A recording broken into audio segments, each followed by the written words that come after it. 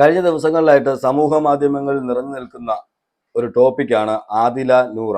ഫൈസൽ മലബാറിയുടെ വീട്ടിലേക്ക് അവർക്ക് ക്ഷണം ലഭിച്ചിരുന്നു. ആ ക്ഷണത്തിന്റെ മേളിൽ അവരവിടെ പോവുകയും അതിനുശേഷം ഉണ്ടായ ഇഷ്യൂകളുമാണ് സമൂഹ മാധ്യമങ്ങളിൽ കൂടുതലും ചർച്ച ചെയ്തുകൊണ്ടിരിക്കുന്നത്. ഓക്കെ, ആ ചർച്ചയെല്ലാം കേട്ട് കഴിഞ്ഞാൽ എന്തോ ആദിലയും നൂറയും പുണ്യവതികളാക്കുന്ന രീതിയിലാണ് ചർച്ചകളൊക്കെ പൊയ്ക്കൊണ്ടിരിക്കുന്നത്. പക്ഷെ കാര്യത്തിൽ നിന്നൊക്കെ കടന്ന് ചിന്തിച്ച് ഇതിനെ ഒരു വിഷയമാക്കി എടുത്ത് LGBTQ എന്ന് പറയുന്ന ഒരു കമ്മ്യൂണിറ്റിയെ അങ്ങ് വെളുപ്പിക്കാം എന്നുള്ള രീതിയിൽ ഇറങ്ങിയേക്കുന്ന കുറെ പേരെയും എനിക്ക് കാണാനിടയായി. ഈ LGBTQ കമ്മ്യൂണിറ്റിയെ കുറിച്ച് എൻ്റെ ഒരു അഭിപ്രായം പറയുകയാണെങ്കിൽ, ഞാൻ ഒരിക്കലും ഈ LGBTQ കമ്മ്യൂണിറ്റിയെ സപ്പോർട്ട് ചെയ്യുന്ന ആളല്ല. പക്ഷേ ഈ LGBTQ കമ്മ്യൂണിറ്റിയോട് എനിക്ക് വ്യക്തിപരമായ വൈരാഗ്യമോ വിരോധമോ ഒന്നും എനിക്കില്ല. ഞാൻ എൻ്റെ ഒരു അഭിപ്രായത്തിൽ പറയുകയാണെങ്കിൽ, ഞാൻ അവരെ പൂർണ്ണമായി സപ്പോർട്ട് ചെയ്യാത്ത ഒരാളാണ്. പക്ഷെ അതിലെ ചില ആൾക്കാരുടെ ചില സ്റ്റേറ്റ്മെന്റുകൾ അല്ലെങ്കിൽ അവരുടെ ചില അവകാശങ്ങൾ നേടിയെടുക്കാൻ വേണ്ടി അവരുടെ സ്റ്റേറ്റ്മെന്റുകൾ പറയുമ്പോൾ നമുക്കതിൽ നല്ലത് അഭിപ്രായമാണെങ്കിൽ നമ്മൾ നല്ലതെന്ന് പറയാൻ നമുക്ക് തോന്നും. അല്ലെങ്കിൽ അത് നമുക്ക് ഉൾക്കൊള്ളാൻ കഴിയാത്തതായി നമ്മൾ ഉൾക്കൊള്ളാൻ കഴിയത്തില്ല എന്ന് പറയും. അതിനവരെ സപ്പോർട്ട് ചെയ്യണമെന്നോ സപ്പോർട്ട് ചെയ്യേണ്ടെന്നോ ഒന്നുമില്ല. അതിൽ എനിക്ക് ഏറ്റവും ഇഷ്ടപ്പെട്ട ഒരാളാണ് ഈ നാദിറ. നിങ്ങൾക്ക് എല്ലാവർക്കും അറിയാം നാദിറയെ കുറിച്ച് പറയുകയാണെങ്കിൽ. ഇപ്പൊ ഒരുപാട് പേര് ഈ മലബാറിയുടെ കല്യാണത്തിന് ആദില നൂറ പോയതിനെ കുറിച്ച് പറയുമ്പോൾ നാദിറ അവിടെ ഉണ്ടായിരുന്നല്ലോ എന്ന് പറയുന്നുണ്ട്. നാദിറ അവിടെ ഉണ്ടായിരുന്നത് എങ്ങനെയാണ്? നാദിറയെ പോലെയാണോ ഈ ആദില നൂറ? ഒരിക്കലുമല്ല. ആദില നൂറ എവിടെ കിടക്കുന്നു, നാദിറ എവിടെ കിടക്കുന്നു? നാദിറയുടെ സംസാരവും പ്രവർത്തികളും എല്ലാം ഒരു സ്റ്റേറ്റ്മെന്റ് പറഞ്ഞാൽ നാദിറ അത് ചിന്തിച്ച് ഒക്കെയാണ് സംസാരിക്കുന്നത്. അതുപോലെ ബിഗ് ബോസ് ഹൗസിനകത്തും നമ്മൾ കണ്ടിട്ടുണ്ട് നാദിറയുടെ ക്യാരക്ടർ. ഇവരെ പോലെ ആയിരുന്നോ നാദിറ? അവിടെ എന്തെങ്കിലും ഒരു ബാഡ് ടോക്ക് ചെയ്തിട്ടില്ല. അവിടെ എല്ലാവരോടും ഒരേ രീതിയിൽ നിൽക്കുന്നത് പോലെയാണ് എനിക്ക് തോന്നിയിട്ടുള്ളത്. ആരും അതുകൊണ്ട് നാദിറയെ ഒഴിവാക്കിയിട്ടുമില്ല. നാദിറയുടെ ചില വാക്കുകളൊക്കെ നമുക്ക് അക്സെപ്റ്റബിൾ ആണ്. ഓക്കെ, അതുപോലെയാണോ ആദില നൂറയും ആ ബിഗ് ബോസ് ഹൗസിനകത്ത് പെരുമാറിക്കൊണ്ടിരുന്നത്? അവരുടെ വായിൽ നിന്ന് വന്ന പല വാക്കുകളും നമ്മൾ കേട്ടതാണ്. അതൊക്കെ അവിടെ നിൽക്കട്ടെ, അതൊക്കെ അതിനകത്ത് കഴിഞ്ഞ കാര്യങ്ങൾ. ഫൈസൽ മലബാറി ഒരു പോസ്റ്റ് ഇട്ടിരുന്നു. ആ പോസ്റ്റിന്റെ ചുരുക്കം ഇങ്ങനെയാണ്: ഞാൻ അറിയാതെയാണ് ഇവരവിടെ വന്നത്. പൊതുസമൂഹത്തിലെ സദാചാര മൂല്യങ്ങളെ വെല്ലുവിളിച്ചും സ്വന്തം മാതാപിതാക്കളെ തന്നെ ധിക്കരിച്ചും സമൂഹ മാധ്യമത്തിൽ താറടിച്ചും പ്രവർത്തിച്ചുകൊണ്ടിരിക്കുന്ന അവരെ സ്വീകരിച്ചതിലൂടെ പുതുതലമുറയ്ക്ക് തെറ്റായ സന്ദേശം നൽകി എന്ന ആരോപണത്തെ മുഖവിലക്കെടുക്കുന്നു. മൂല്യങ്ങൾ സംരക്ഷിക്കുന്നതിൽ ഒരു വിട്ടുവീഴ്ചയും പാടില്ല എന്ന് തിരിച്ചറിഞ്ഞുകൊണ്ട് എന്റെ ആത്മാർത്ഥമായ ഖേദം അറിയിക്കുകയും സമൂഹത്തോട് ക്ഷമ ചോദിക്കുകയും ചെയ്യുന്നു. അങ്ങനെയാണ് ഫൈസൽ മലബാറി ഒരു പോസ്റ്റ് ഇട്ടിരുന്നത്. ആ പോസ്റ്റ് ഭയങ്കരമായി വിവാദമൊക്കെ ആവുകയും ചെയ്തിരുന്നു. ഫൈസൽ മലബാറിയുടെക്ക് വന്ന ഒരു തെറ്റ് എന്താണെന്ന് വെച്ചാൽ, ഫൈസൽ മലബാറി ആയിരിക്കില്ല ഈ വിളിച്ചിരിക്കുന്നത്. പക്ഷേ ഫൈസൽ മലബാറിയുടെ സെക്രട്ടറി ആയിക്കോട്ടെ, മാനേജർ ആയിക്കോട്ടെ, അല്ലെങ്കിൽ PR ടീംസ് ആയിക്കോട്ടെ, എല്ലാവർക്കും PR ടീംസ് ഒക്കെ ഉണ്ട്. ഇവർ സിനിമാടന്മാർക്കെല്ലാം ഉള്ളതുപോലെ ഇപ്പൊ എല്ലാവർക്കും മനസ്സിലായല്ലോ, ഇവർക്കും ഉണ്ടാവും, PR ടീംസ് ഒക്കെ ഉണ്ടാവും. അവരായിക്കോട്ടെ, മിക്കവാറും മാനേജരോ സെക്രട്ടറിയോ ആരെങ്കിലും ആയിരിക്കാം വിളിച്ചത്. അവര് വിളിക്കുമ്പോൾ ഇപ്പം ആരെയൊക്കെ വിളിച്ചു, പ്രമുഖരെ എല്ലാവരെയും വിളിച്ചോന്നായിരിക്കും ചിലപ്പോൾ ഈ ഫൈസൽ മലബാറി പറഞ്ഞിരിക്കുന്നത്. അങ്ങനെ നോക്കിയപ്പോൾ ബിഗ് ബോസ് ഹൗസിലുള്ള എല്ലാവരെയും വിളിച്ചിട്ടുണ്ട്. അന്ന് ബിഗ് ബോസിൽ ആരൊക്കെ ഉണ്ടായിരുന്നു ആ സമയത്ത് അവരെ എല്ലാവരും വിളിച്ചിട്ടുള്ളതായിട്ടാണ് എനിക്ക് തോന്നുന്നത്. എന്ന് വെച്ചാൽ മിക്ക ആൾക്കാരും അവിടെ ഉണ്ടായിരുന്നു. അതുപോലെ റസ്മിൻ ഒരു വീഡിയോ ഇട്ട് പറയുന്നുണ്ടായിരുന്നു, അവർ വിളിച്ചിട്ടാണ് പോയത്, എൻ്റെ അടുത്ത് നിന്നാണ് അവരുടെ നമ്പർ വാങ്ങിച്ചത് എന്നുള്ളത്. അത് അത്രയുമേ നമ്മൾ കേൾക്കുന്നുള്ളൂ. അപ്പൊ ഞാൻ നിങ്ങൾക്ക് ഒരു കാര്യം ചോദിക്കട്ടെ, ഈ റസ്മിനെ വിളിച്ചപ്പോൾ റസ്മിൻ തന്നെ ആയിരിക്കാം ചിലപ്പോൾ പറഞ്ഞത് ആദില നൂറയെ വിളിക്കാൻ. അപ്പൊ അത് തള്ളിക്കളയാൻ പറ്റാത്തത് കൊണ്ട് ആ നമ്പർ വിളിച്ചതായിക്കൂടെ ഈ മാനേജർ? എങ്ങനെ ആയിക്കോട്ടെ, പക്ഷെ അവരെ വിളിച്ച് അവര് വീട്ടിൽ വന്നതിന് ശേഷം അവര് വീട്ടിൽ വന്ന് പോയതിന് ശേഷം അവരെ ഇങ്ങനെ നാണം കെടുത്തിയതിൽ എനിക്ക് ഫൈസൽ മലബാറി എനിക്ക് ആ കാര്യത്തിൽ സപ്പോർട്ട് ചെയ്യാൻ പറ്റത്തില്ല. കാരണം ഒരാള് വിളിച്ചു വന്നു, പക്ഷെ അത് ഏത് രീതിയിലും ഫൈസൽ മലബാറിക്ക് പ്രഷർ ഉണ്ടായിരുന്നിരിക്കാം. നിങ്ങൾ എന്തിനാണ് അവരെ അവിടെ കയറ്റിയത് എന്നൊക്കെ പറയുമ്പോഴും ഫൈസൽ മലബാറി അവരെ പറഞ്ഞവരോട്, അല്ലെങ്കിൽ ഫോണിൽ വിളിച്ചവരായിരിക്കാം, നേരിട്ട് കണ്ട് പറഞ്ഞവരായിരിക്കാം, അവരോട് അപ്പം അവിടെ വെച്ച് പറഞ്ഞ് എനിക്ക് പറ്റിയതാണ് എന്ന് പറഞ്ഞിട്ട് ഇങ്ങനെ നിർത്തിപ്പോയാൽ മതിയായിരുന്നു. അല്ലെങ്കിൽ ഞാനല്ല വിളിച്ചത്, മാനേജരാന്ന് പറഞ്ഞിട്ടൊക്കെ ഒഴിഞ്ഞ് മാറി അതൊരു സോൾവിൽ പോകാമായിരുന്നു. പക്ഷേ സമൂഹ മാധ്യമത്തിൽ ഇങ്ങനെ ഒരു പോസ്റ്റ് ഇട്ടതോടുകൂടി അവരെ ഒരുപാട് നാണം കെടുത്താനാണ് ഇത് ഉദവിയത്. പക്ഷേ ഈ ഒരു വിഷയത്തിൽ ഞാൻ ആദില നൂറയുടെ പക്ഷത്ത് നിൽക്കുന്നത്.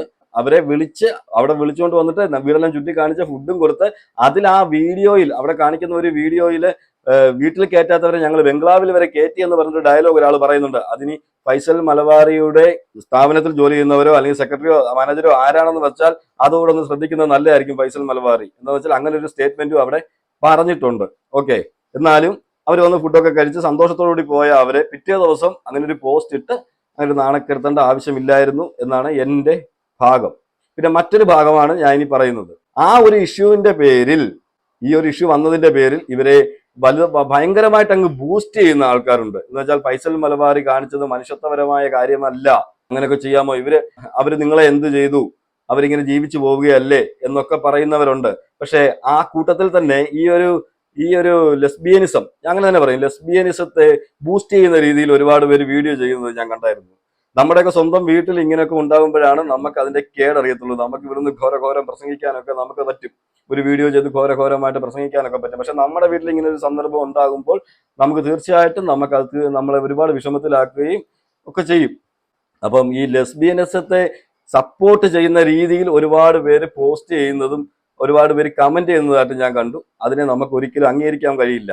ഫൈസൽ മലബാറി അവിടെ ഒരു തെറ്റ് ചെയ്തു, ഇവരെ വീട്ടിൽ വിളിച്ചു വരുത്തിയതിന് ശേഷം, അത് മാനേജർ ആയിക്കോട്ടെ ആരും ആയിക്കോട്ടെ, അവർ വിളിച്ചു വരുത്തിയതിന് ശേഷം ഇങ്ങനൊരു പോസ്റ്റിന്റെ ആവശ്യമില്ലായിരുന്നു. ഞാൻ അതിനെ ഒരിക്കലും ഫൈസൽ മലബാറി ഇതിനകത്ത് ഞാൻ സപ്പോർട്ട് ചെയ്യുന്നില്ല.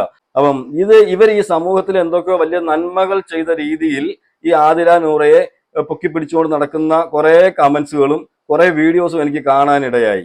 ഈ ഒരു വിഷയത്തിന്റെ പേരിൽ ഇവരെ ബൂസ്റ്റ് ചെയ്യുന്നു, ഈ ഒരു LGBTQ കമ്മ്യൂണിറ്റിയെ ബൂസ്റ്റ് ചെയ്യുകയും അവർ ചെയ്ത പ്രവൃത്തികളെല്ലാം ന്യായീകരിക്കുന്ന രീതിയിൽ ഇവരെ സ്വന്തം വീട്ടുകാരെയും എല്ലാം ഉപേക്ഷിച്ച് കേസ് കൊടുത്ത് ഒക്കെയാണ് അവരെ ഒരുമിച്ച് വെച്ച് കൂടിയിരിക്കുന്നത്. പക്ഷെ ഇപ്പോഴത്തെ ഒരു നിയമം അനുസരിച്ച് 3/2 ഭൂരിപക്ഷത്തിൽ ഇവിടെ ഇങ്ങനെ ഒരു സ്വവർഗ വിവാഹം നടക്കില്ല എന്ന് സുപ്രീം കോടതി വരെ അറിയിച്ചു കഴിഞ്ഞു, സുപ്രീം കോടതി വരെ പറഞ്ഞു കഴിഞ്ഞു. അതുപോലെ തന്നെ അമേരിക്കയിലായിരുന്നു ഇത് ഒരുപാട് നേരത്തെ ഉണ്ടായിരുന്നത്, ഈ സംഭവങ്ങളൊക്കെ ഒരു ഏറിയ തന്നെ അങ്ങനെ ഉണ്ടായിരുന്നെന്നാണ് പറയപ്പെടുന്നത്. അപ്പൊ അമേരിക്കയിലെ ഈ പറയുന്ന അവിടുത്തെ ഡൊണാൾഡ് ട്രംപ് വരെ പറഞ്ഞു കഴിഞ്ഞു, ഇവിടെ 2 വിഭാഗമേ ഉള്ളൂ, ഒന്ന് ആണും ഒന്ന് പെണ്ണും, അങ്ങനെയുള്ളവരിവിടെ ജീവിച്ചാൽ മതി എന്ന് കൃത്യമായി പുള്ളി സ്ഥാനം ഏറ്റെടുത്ത സമയത്ത് തന്നെ അതും പറഞ്ഞു. അപ്പൊ ഇനി അമേരിക്കയെ കൂട്ടുപിടിക്കാൻ പറ്റത്തില്ല.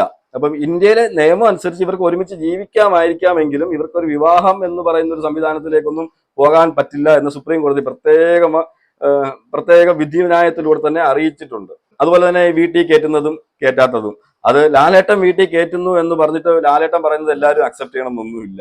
അത് ഒരു സിനിമ കാണുന്നു, ലാലേട്ടന്റെ ആ സിനിമ ഇഷ്ടപ്പെടുന്നു, ഇഷ്ടമാണെങ്കിൽ ഇഷ്ടമെന്ന് പറയുന്നു, ഇഷ്ടമല്ലെങ്കിൽ ഇഷ്ടമല്ലെന്ന് പറയുന്നു.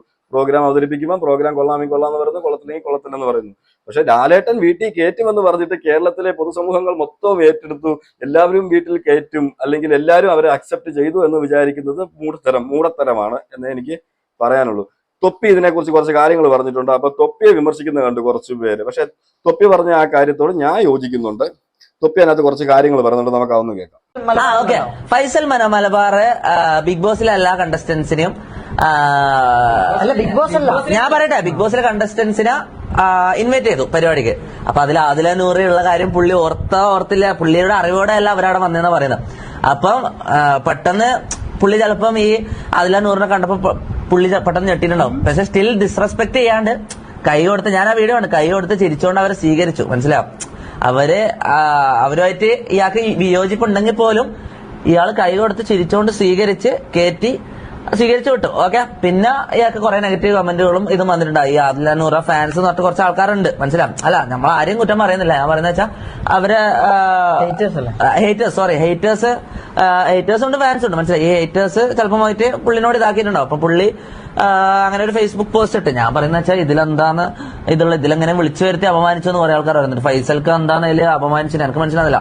ഒരു ഗസ്റ്റിനെ അയാൾ ചിന്തിക്കാത്തൊരു ഗസ്റ്റും കയറി വന്നിട്ട് മുന്നിൽ കയറി വെച്ച് ചിരിച്ചുകൊണ്ട് കൈയെടുത്ത് സ്വീകരിച്ചു. മനസ്സിലായി, അവിടെ മൊത്തം അവരെ ചുറ്റി കാണിച്ചു, അവരെ നന്നായിട്ട് ട്രീറ്റ് ചെയ്തിട്ടാണ് പുള്ളി തിരിച്ചു വിട്ടത്. അല്ലെ, അത് എങ്ങനെ ഡിസ്റെസ്പെക്ട് ആവും. പിന്നെ അതിന് ശേഷം ഇട്ട പോസ്റ്റ് അത് സമൂഹത്തിനോട് ഞാൻ ഇതിന് അത് മനസ്സിലായി, നമ്മളൊരു സ്റ്റാൻഡ് ക്ലിയർ ചെയ്യണം. നമ്മൾ LGBTQന്റെ കൂടെ നിൽക്കുന്നുണ്ടോ നിൽക്കുന്നില്ല, ഈ 2 സ്റ്റാൻഡുകൾ. ഇതില് ഒരു സ്റ്റാൻഡ് നിൽക്കണം, അത് നിർബന്ധമുള്ള കാര്യമാണ്. മനസ്സിലായി, ഇതെന്ന് വെച്ചാൽ ഒരു ടീമിനെ നമ്മൾ ഹേറ്റ് ചെയ്യുന്നുണ്ടോ അല്ലെങ്കിൽ ഒരു ടീമിനെ ലവ് ചെയ്യുന്നുണ്ടോ എന്നുള്ളതല്ല, എന്താണ് സ്റ്റാൻഡ് എന്നുള്ളതാണ്. മനസ്സിലാവും, ഒരു പൊസിഷനിൽ നിൽക്കുന്ന ആളല്ല. അതെ, അപ്പൊ അയാളെ നിലപാട് വ്യക്തമാക്കണം. അതുകൊണ്ട് അയാളൊരു പോസ്റ്റ് ഇട്ടായി. ഇപ്പൊ എന്താ പ്രശ്നം, അവര് മോശക്കാരാന്ന് അവര് അങ്ങനെ എന്താ പറയാ ഇതെന്ന് ഉണ്ടെങ്കിൽ കയറി വരുമ്പോൾ തന്നെ ഡിസ്റെസ്പെക്ട് ചെയ്ത് ഇറക്കി വിടാം. അങ്ങനെ ചെയ്തില്ലല്ലോ. അവിടെ സ്വീകരിച്ച് നന്നായിട്ട് ട്രീറ്റ് ചെയ്ത് തന്നെ വിട്ടത്. ഓക്കെ, അവിടെ ചില ആൾക്കാർ LGBTQ സപ്പോർട്ട് ചെയ്യുന്നില്ല, ചില ആൾക്കാർ സപ്പോർട്ട് ചെയ്യുന്നുണ്ട്. സപ്പോർട്ട് ചെയ്യുന്നവർ സപ്പോർട്ട് ചെയ്യട്ടെ. LGBTQ കമ്മ്യൂണിറ്റിയിലുള്ള ആൾക്കാർ ജീവിക്കട്ടെ. അവരെ പോയി ചാവാൻ പറയാൻ നമ്മളാളല്ല. മനസ്സിലാവും, നമ്മളെന്തായാലും LGBTQ സപ്പോർട്ട് ചെയ്യുന്നില്ല. ഓക്കെ, എന്ന് വിചാരിച്ച LGBTQ കമ്മ്യൂണിറ്റിയിലുള്ള ആരെയും നമ്മൾ അടുപ്പിക്കൂല, അങ്ങനെയല്ല. ആ ഒരു ആ ഒരു ആശയം നമുക്ക് അത്ര ദഹിക്കുന്ന സംഭവമല്ല, അത്രേ ഉള്ളൂ. ഓക്കെ, മെയിൻ സംഭവം ഞാൻ ഇന്നലെ പറഞ്ഞ ഞാനല്ല ശരിക്കും പറഞ്ഞാൽ ആദില നൂറനെ സപ്പോർട്ട് ചെയ്യേണ്ടതാണ്. എനിക്ക് സത്യം പറഞ്ഞാൽ ആദ്യം ബിഗ് ബോസിൽ നൂറെല്ലാം കണ്ടപ്പോൾ എനിക്ക് ഭയങ്കര മനസ്സിലായി, നമുക്ക് സപ്പോർട്ട് ചെയ്യേണ്ടത് തന്നെ. പക്ഷെ ഞാൻ ഭാവിനെ കുറിച്ചാണ് ചിന്തിക്കുന്നത്, മനസ്സിലായി.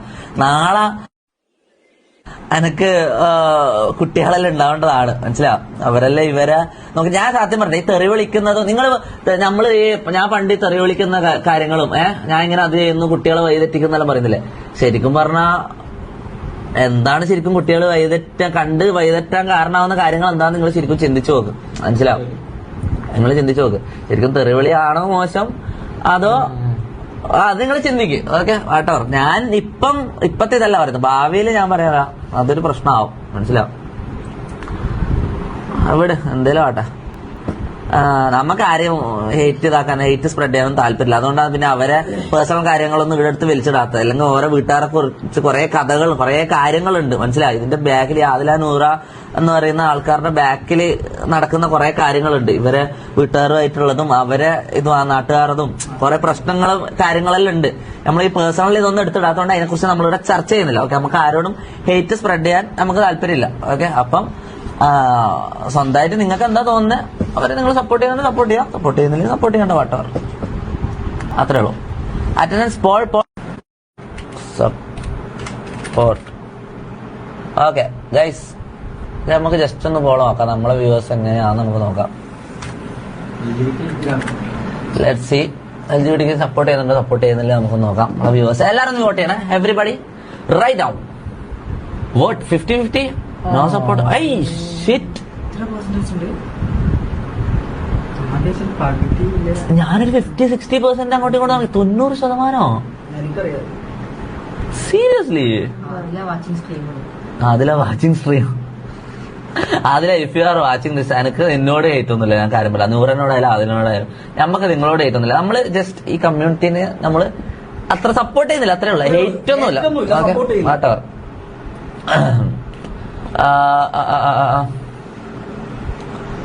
PUBG 1v1 പറയുന്നുണ്ട്. 12% ഗേ 20% ഗേ ഉണ്ട്.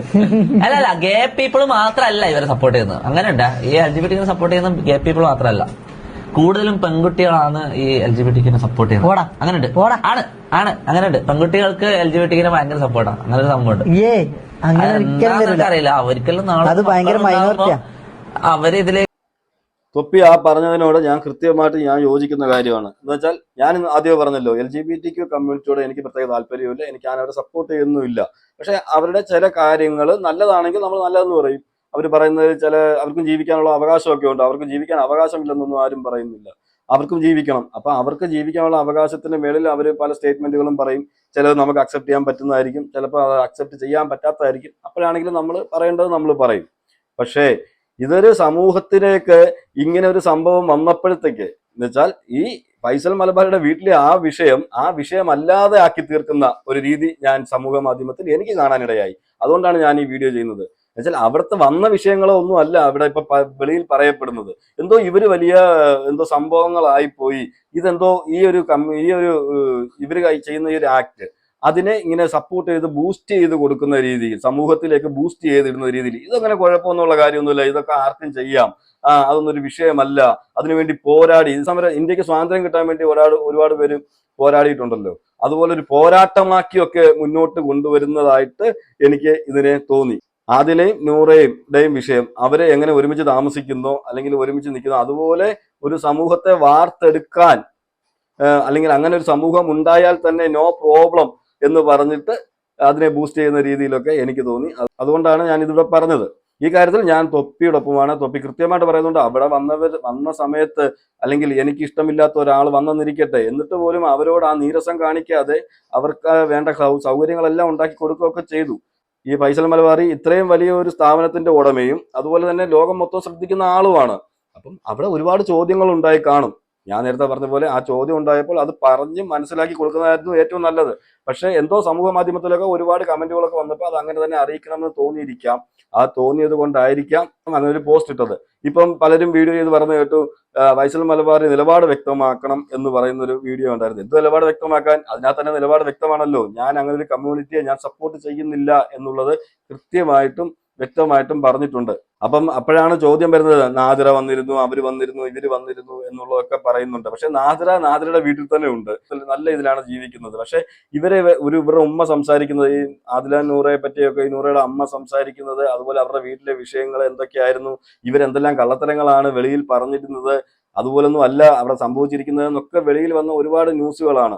അതുപോലെ തന്നെ മാതാപിതാക്കളെ ഇവർ എത്രമാത്രം സമൂഹത്തിന്റെ മുന്നിൽ ഇട്ടുകൊടുക്കാമോ അതുപോലെയൊക്കെ ഇട്ടുകൊടുത്ത ആൾക്കാരാണ്, അവരെ വലിച്ചു കീറാൻ വേണ്ടിയിട്ട്, അല്ലെങ്കിൽ അവരെ നാണം കെടുത്താൻ വേണ്ടിയിട്ട്. പക്ഷെ നാദിറ ഇതൊന്നും ചെയ്തിട്ടില്ല, പ്രത്യേകം അത് ഓർക്കണം. ഞാൻ പറഞ്ഞത് LGBT കമ്മ്യൂണിറ്റിയെ ഞാൻ സപ്പോർട്ട് ചെയ്യുന്നില്ല, പക്ഷെ നാദിറയുടെ വാക്കുകൾ ഞാൻ കേൾക്കാറുണ്ട്. ചില കാര്യങ്ങൾ പറയുമ്പോൾ നാദിറ പഠിച്ചു പറയുന്നത് പോലെ തോന്നിയിട്ടുണ്ട്. അപ്പൊ നാദിറയുടെ ആ ഒരു പ്രസൻസ് കേൾക്കാൻ ഇഷ്ടപ്പെടുന്നവരുണ്ട്.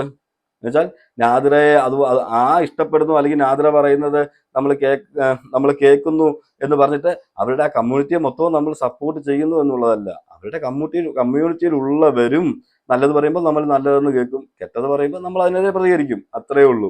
അതുപോലെ ഇവരെ ഒരിക്കലും ഒരു സമൂഹത്തിൽ നിന്ന് നമ്മൾ മാറ്റി നിർത്തേണ്ട ആൾക്കാരാണെന്ന് ഞാൻ ഒരിക്കലും പറയത്തില്ല. അവർക്കും ഈ ഇന്ത്യ എന്ന മഹാരാജ്യത്ത് അല്ലെങ്കിൽ ലോകത്തിലെവിടെയും അവർക്ക് ജീവിക്കാനുള്ള അവകാശമുണ്ട്. അവരുടെ ജീവിക്കാനുള്ള അവകാശത്തെ നമുക്ക് ആർക്കും പോയി ചോദ്യം ചെയ്യാൻ പറ്റത്തില്ല, നമുക്ക് ചോദ്യം ചെയ്യാൻ പറ്റില്ല. പക്ഷെ ഇങ്ങനെയുള്ള ഒരു ആക്ടിനെ നമ്മൾ സപ്പോർട്ട് ചെയ്യാൻ ഒരിക്കലും കൂട്ടു നിൽക്കാൻ പറ്റില്ല എന്നാണ് ഞാൻ എൻ്റെ ഒരു അഭിപ്രായമായിട്ടാണ് ഇത് പറയുന്നത് കേട്ടോ. ഇതെന്റെ വ്യക്തിപരമായ അഭിപ്രായമാണ്. ഇതിൽ യോജിക്കാം വിയോജിക്കാം, യോജിക്കുന്നവരുണ്ടായിരിക്കാം വിയോജിക്കുന്നവരുണ്ടായിരിക്കാം. ഇത് എൻ്റെ നിലപാടാണ് ഞാനിവിടെ പറഞ്ഞത്. എൻ്റെ നിലപാട് എന്താണെന്ന് വെച്ചാൽ, ചുരുക്കത്തിൽ എൻ്റെ നിലപാട് ഇതാണ്: ഞാൻ LGBTQ കമ്മ്യൂണിറ്റിയെ ഒരിക്കലും ഞാൻ സപ്പോർട്ട് ചെയ്യത്തില്ല. എനിക്കതിനെ സപ്പോർട്ട് ചെയ്യാൻ എനിക്ക് പറ്റത്തില്ല, അതുകൊണ്ടാണ്. പിന്നെ ഞാൻ നേരത്തെ പറഞ്ഞതുപോലെ ചില കാര്യങ്ങൾ ചിലരെ നമുക്ക് ഇഷ്ടപ്പെട്ടേക്കാം. അതുപോലെ തന്നെ ഈ ബിഗ് ബോസ് ഹൗസിനകത്ത് ആദില നൂറ, അവിടെ അവര് നല്ല ഗെയിം കളിച്ചപ്പോൾ നമ്മൾ നല്ല ഗെയിം എന്ന് പറഞ്ഞിട്ടുണ്ട്. അവരുടെ ഗെയിമിനെ നമ്മൾ വിലയിരുത്തി നമ്മൾ ഇവിടെ റിവ്യൂ ചെയ്തിട്ടുണ്ട്. ഞാൻ അതിനകത്ത് ഒരു പക്ഷാഭേദവും നമ്മൾ കാണിച്ചിട്ടില്ല. നമ്മൾ കൃത്യമായിട്ട് നമ്മൾ വിലയിരുത്തി പറഞ്ഞിട്ടുണ്ട്, സപ്പോർട്ട് ചെയ്യേണ്ട സമയത്ത് സപ്പോർട്ടും ചെയ്തിട്ടുണ്ട്. അതൊരു ഗെയിമാണ്. അതൊരു ഗെയിം ഷോയിലേക്ക് പോകുമ്പോൾ അവിടെ ഒരു കമ്മ്യൂണിറ്റിയോ ഒരു കാര്യങ്ങളോ ഇല്ല, എല്ലാവരെയും ഒരുപോലെയാണ് നമ്മൾ കാണുന്നത്. ചുരുക്കത്തിൽ ഈ ഒരു വിഷയം വെച്ചിട്ട് ഈ ഒരു കമ്മ്യൂണിറ്റിയെയും അതുപോലെ തന്നെ ഇവർ ചെയ്യുന്ന ഈ പ്രവർത്തികളെയും ബൂസ്റ്റ് ചെയ്ത് അത് സമൂഹത്തിന്റെ മുന്നിൽ ഇതൊന്നുമല്ല, ഇതൊക്കെ ചെറുത് എന്നുള്ള രീതിയിൽ ഒരു സില്ലി ആക്കാൻ ശ്രമിക്കുന്ന പലരെയും എനിക്ക് കാണാനിടയായി എന്നാണ് ഞാൻ ചുരുക്കത്തിൽ പറയുന്നത്. എന്ന് വെച്ചാൽ പുര കത്തുമ്പം വാഴ വെട്ടുന്നവർ. ഓക്കെ, എന്തായാലും നിങ്ങളുടെ അഭിപ്രായങ്ങൾ കമന്റ് ചെയ്യുക. മറ്റൊരു വീഡിയോ ആയിട്ട് നമുക്ക് കാണാം.